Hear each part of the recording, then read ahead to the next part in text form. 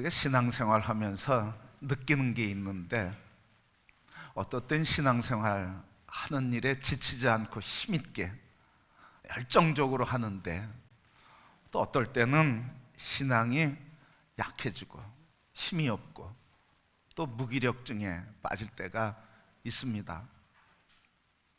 우리 신앙생활 하는데 신앙이 약해지는 데는 분명하게 증거가 보입니다.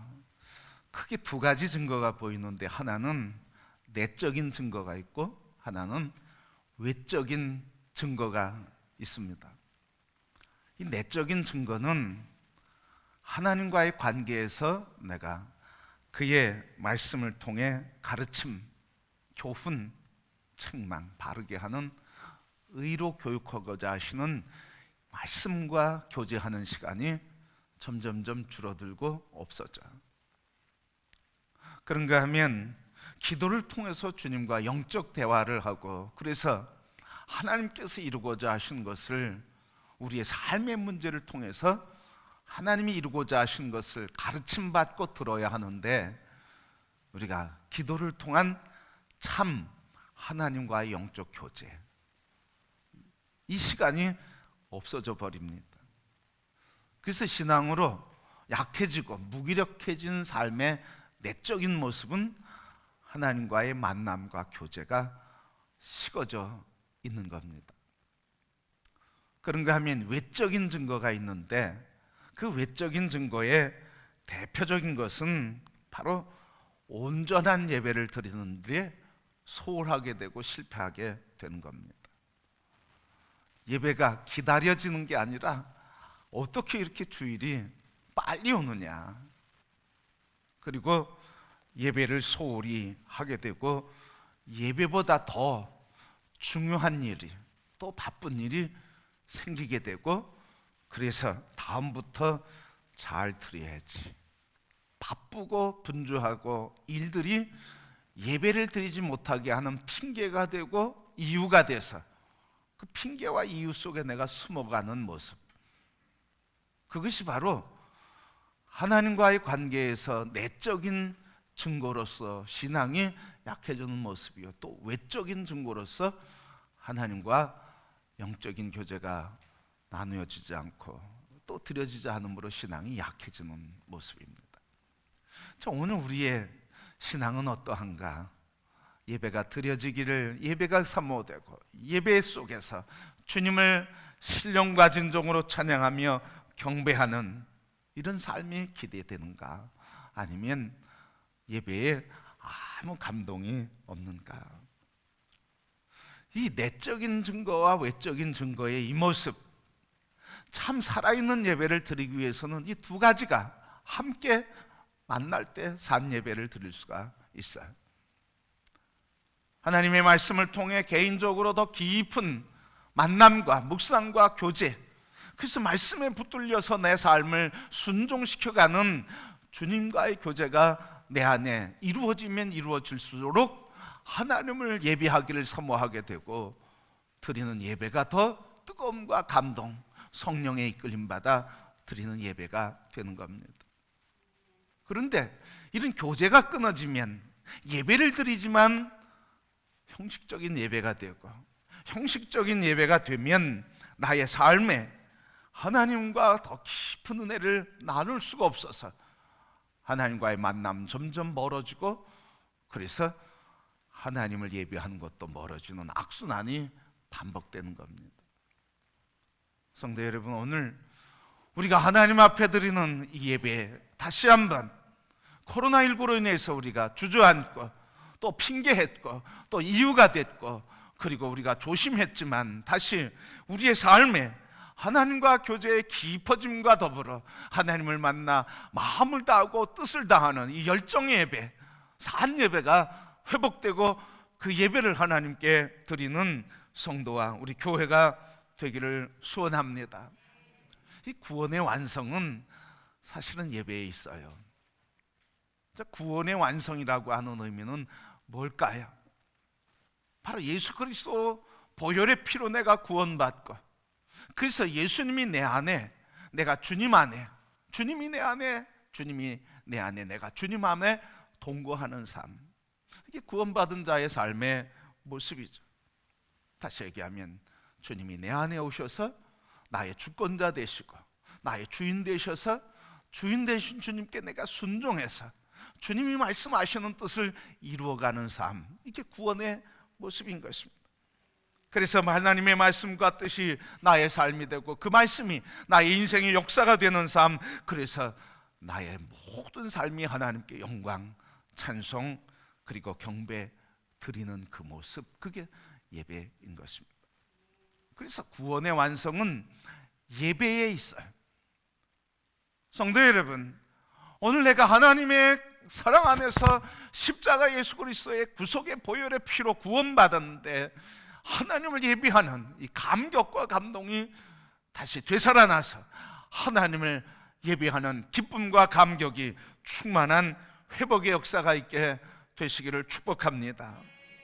여러분, 우리가 구원받는데 구원받는 것을 사람들이 그냥 이제는 구원받았으니까 됐어, 예수 믿었으니까 난 구원받았어, 이제 예수 믿으니까 축복받을 거야, 예수 믿으니까 형통할 거야, 예수 믿으니까 잘 될 거야 하는 생각을 합니다.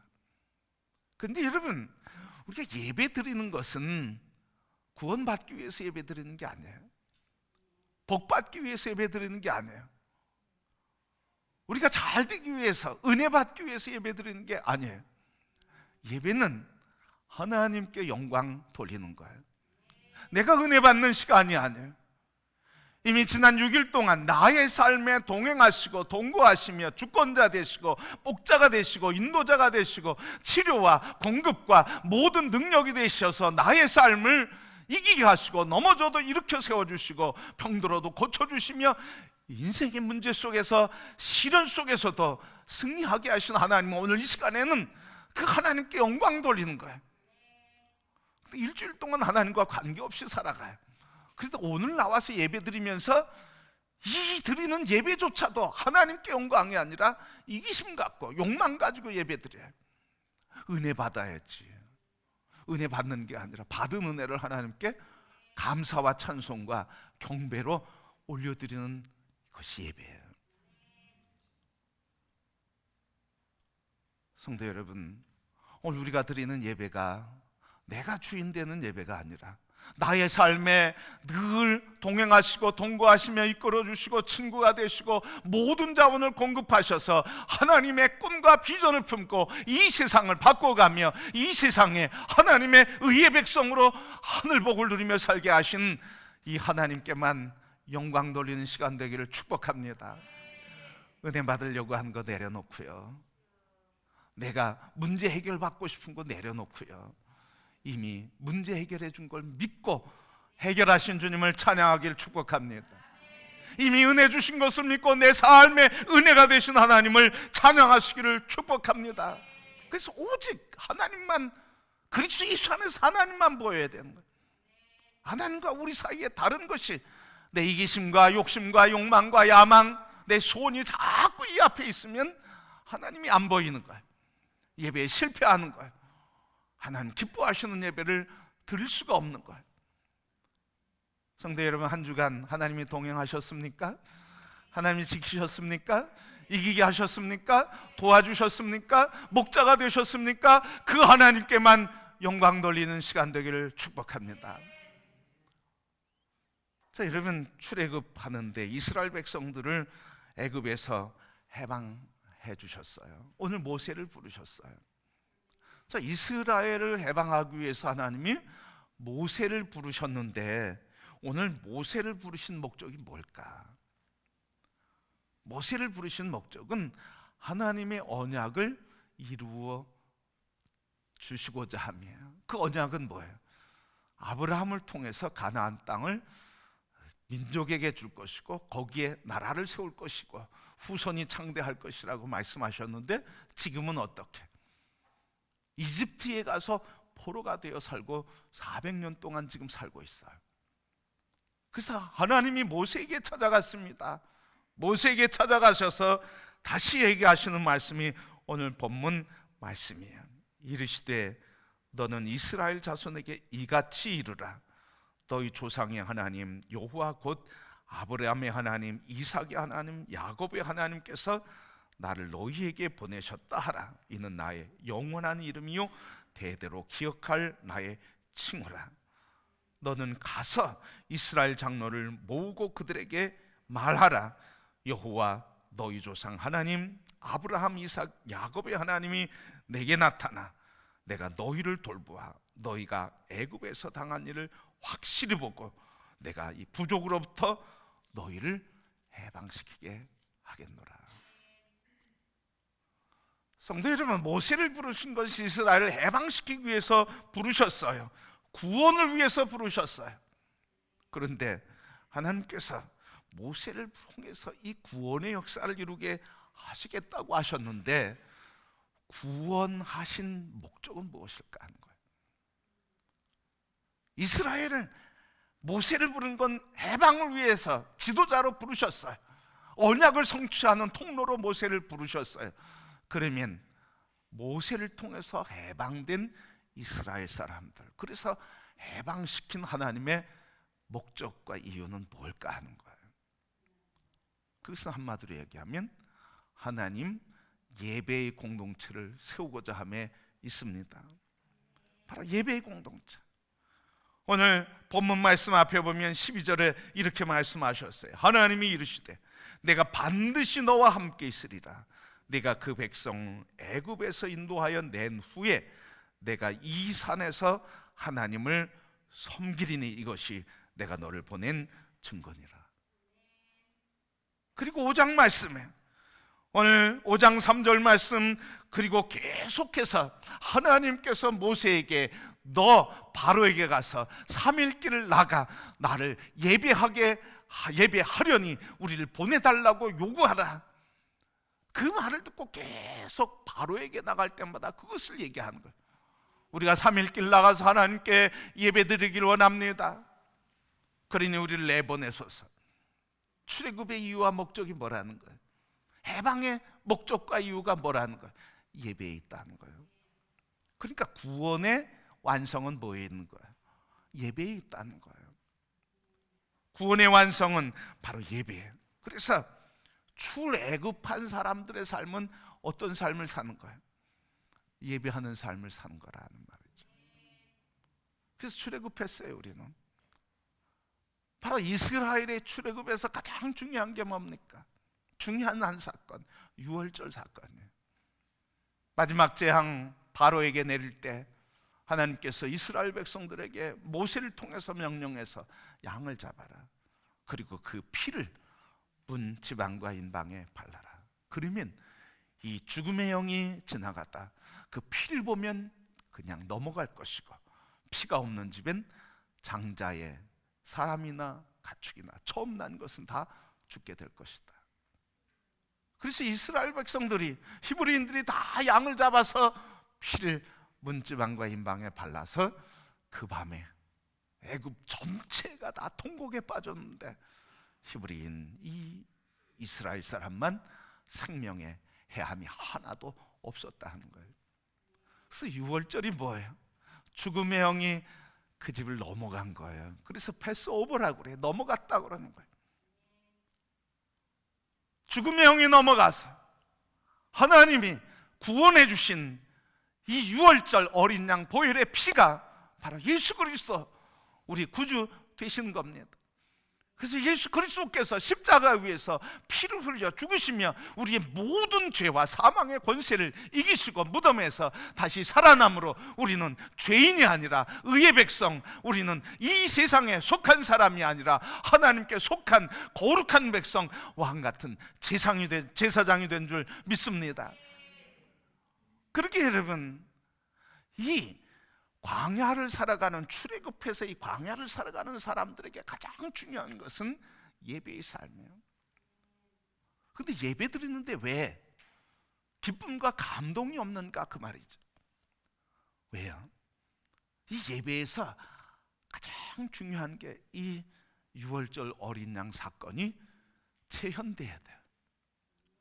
예수 그리스도 십자가의 죽으심 나의 죽으심이고 그가 무덤에서 살아나 하나님의 의에 대해서 살아난 존재가 된 것, 그게 바로 내가 의에 대해서 살아난 존재라고 하는 죽음과 부활의 사건이 여기에서 예수 그리스도를 통해서 나타나고, 그 은혜를 찬양하고 그 은혜를 입은 새로운 피조물 구원받은 백성이라고 하는 이 은혜의 감격이 우리의 영혼을 사로잡을 때 예배가 감동이 있는 거야. 다시 얘기하면 내적인 증거는 하나님의 말씀과 예수 그리스도, 말씀이신 예수 그리스도와 만남의 사건이 일어날 때, 그때 우리의 예배는 사한 예배가 되고 감동의 예배가 되고 그리고 축제 예배가 되는 줄 믿습니다. 근데 이 십자가의 사건이 일어나지 않고, 유월절 사건이 일어나지 않고는 예배가 감동이 없는 거예요. 형식적인 예배가 되는 거예요. 예배 드리고 돌아가도 세상을 이길 힘을 얻을 수가 없는 거예요.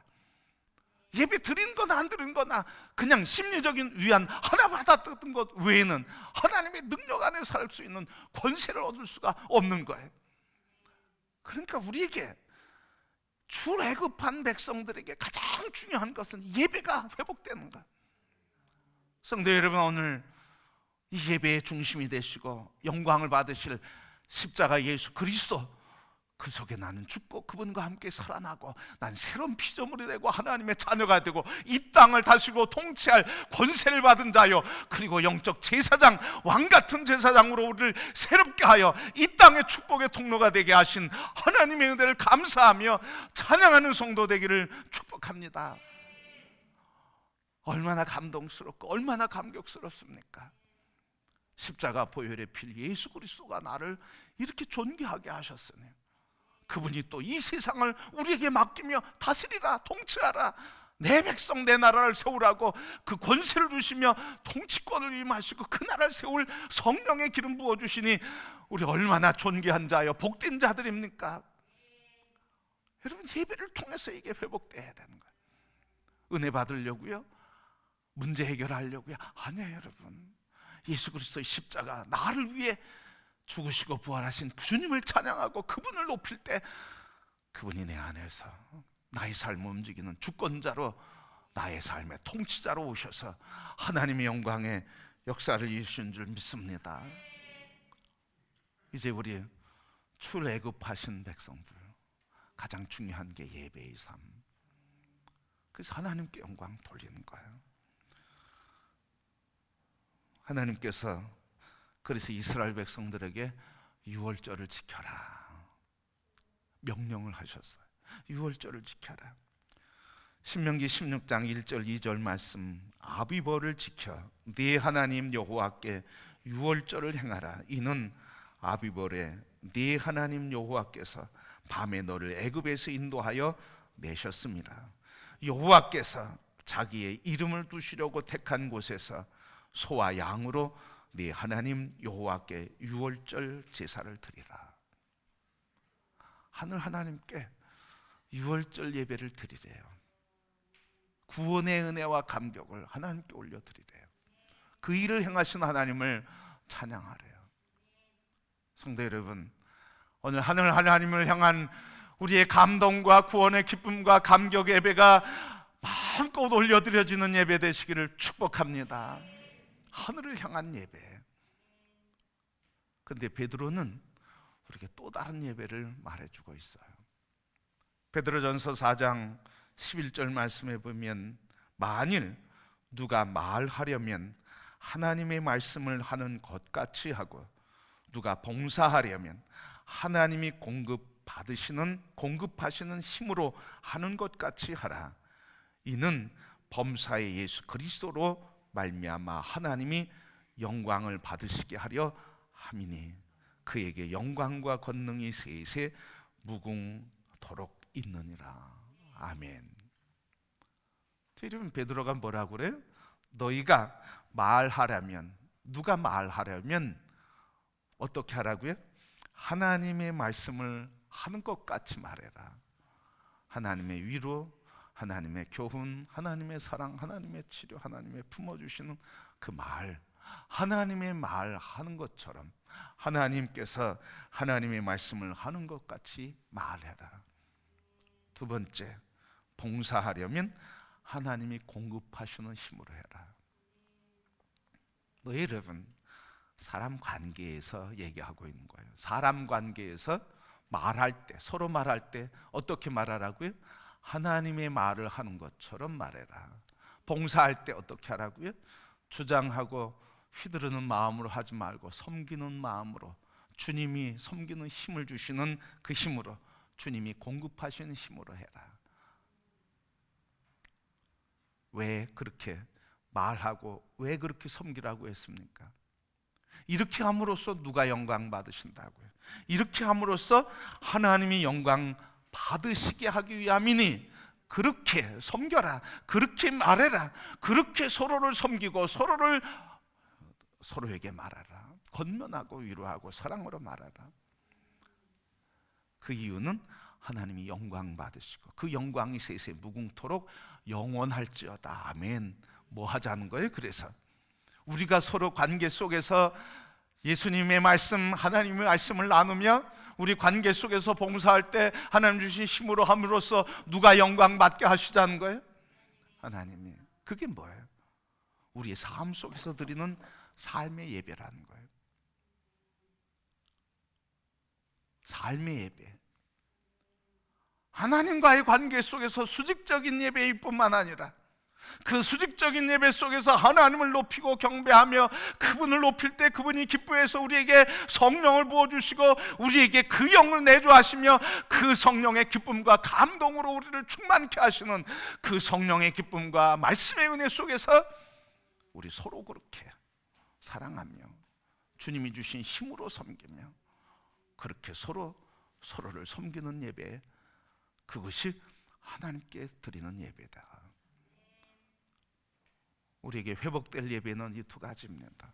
하나님을 향한 하나님께 드리는 예배, 우리 성도들이 서로 그리스도 예수 안에 주신 사랑과 은혜와 그 말씀의 능력과 그 섬김의 역사 속에서 우리 서로 섬기고 우리 서로 그리스도의 말씀으로 서로를 존중히 여기고 그리고 화해와 화평을 이루는 삶, 이게 하나님이 받으신 예배인 줄 믿습니다. 하나님께만 예배드리고 이웃과의 삶 속에서 예배 드리지 않으면 어떻게 될까요? 하나님께 예배드렸는데 이웃과의 관계 속에서는 예배가 회복되지 않는다고 하면 그것은 결국 하나님께 드리는 예배도 약화시키게 된다는 말씀입니다. 그러기에 하나님께 예배드리는 사람, 이웃과의 관계 속에서 하나님께 드리는 예배의 자세로 서로 섬기고 사랑하게 될 때 하나님이 영광 받으시며 우리의 관계는 막힘이 없고 형통하며 그래서 막힘없는 기쁨과 감격을 누리게 되는 줄 믿습니다. 성도 여러분, 우리 이 예배에 성공하기를 소원합니다. 하나님을 향한 예배뿐만 아니라 우리 성도 이 삶의 자리에서 생활 속에서 드리는 예배가 회복되기를 축복합니다. 그럴 때 어떤 역사가 일어날까요? 하나님 앞에 선존재, 하나님께 드리는 신령과 진정으로 예수 그리스도의 십자가의 보혈의 피로 구속받은 존재로서 예배드리는 우리가 그 삶의 태도를 가지고 윤리와 도덕과 의와 사랑으로 서로를 섬기고 서로를 존중해 줄 때 이 땅은 하나님의 나라가 이루어지는 줄 믿습니다. 그게 바로 모든 족속으로 제자를 삼으라, 아버지 아들과 성령의 이름으로 세례를 주고 가르쳐 지키게 할지어다. 이 땅 하나님 나라 되게 하시는 하나님의 역사의 방법이 바로 예배인 줄 믿습니다. 이 예배가 회복될 때 나라가 회복되는 거예요. 열왕기하 23장 21절 22절 말씀, 왕이 뭇 백성에게 명령하여 이르되 이 언약책에 기록된 대로 너희의 하나님 여호와를 위하여 유월절을 지키라 하매 사사가 이스라엘을 다스리던 시대부터 이스라엘 여러 왕의 시대와 유다 여러 왕의 시대에 이렇게 유월절을 지킨 일이 없었더니. 요시야 왕의 이야기예요. 요시야 왕까지는 사사 시대부터 뭐가 없었다는 거예요? 유월절을 잃어버렸다는 거예요. 하나님을 예배하는 십자가 예배가 없었다는 거예요. 어린 양 보혈의 피가 드려지는 희생의 예배가 없었다는 거예요. 그러니까 사사 시대부터 어떻게 됐습니까? 계속 가나안 땅 정복해서부터 계속 외세의 침략과 압박 속에서, 고통 속에서 계속 살고 결국은 어떻게 나라가 세워졌는데 결국 쪼개지고 북이스라엘 남유다 가려서 갈라지고 나라가 멸망해 가는 거예요. 추락하는 그 시간표. 뭐가 없었습니까? 예배가 없었어요. 무슨 예배? 유월절 예배가 없었어요.